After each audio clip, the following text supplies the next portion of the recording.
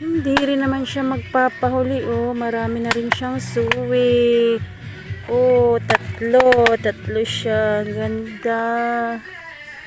At nakalipat na nga ni ako ng dalawa. Iri na nga ni po ang nalipat ko ng mga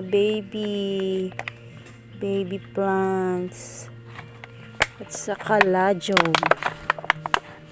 Ayan, super ganda. Ay, gandang-ganda talaga dito.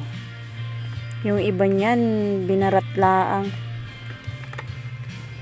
Aringani po ay prayer plants. Pagkahapon na siya, para siyang nagpe-pray.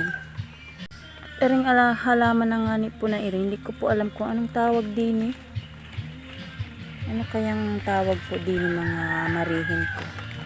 Ayan, ang maganda na kanyang mga parang mabalahibo.